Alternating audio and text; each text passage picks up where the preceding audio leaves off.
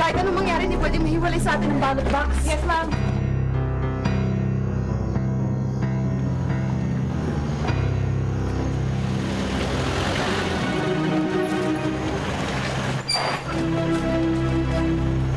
Lagay lahat ng mga ballot boxes sa loob ng pick-up.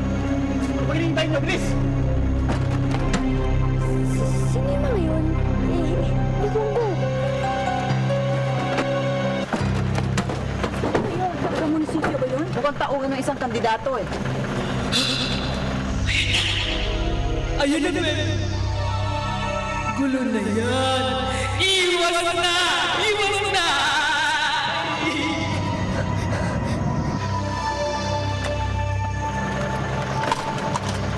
Nay!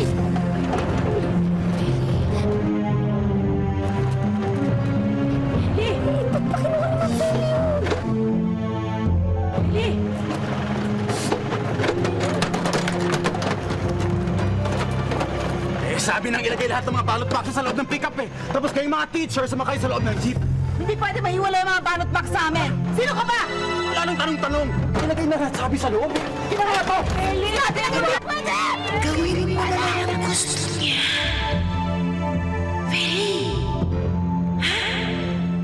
Feli, bigay mo na! Feli, bigay mo na! Boss, parang may gulo ah. Aareglohin natin ito. Ilagay lahat sa... Okay, lahat dito! Lahat ng ballot boxes ilagay sa loob ng pick-up. Bilis!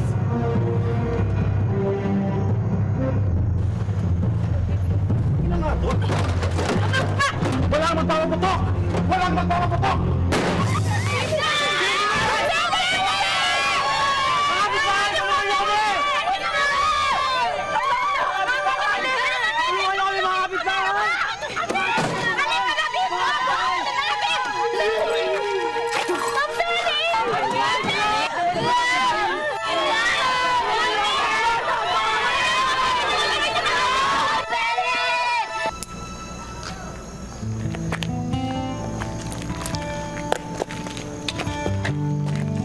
Tita, ano na po nangyari kay Ma'am Feli? Nailigtas po ba siya? Hindi na nailigtas si Feli Tatlong Hari. Pero nailigtas niya ang mga boto ng mga tao.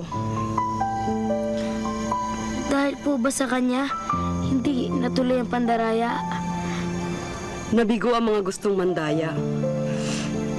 Dahil sa kabayanihan ni Feli Tatlong Hari.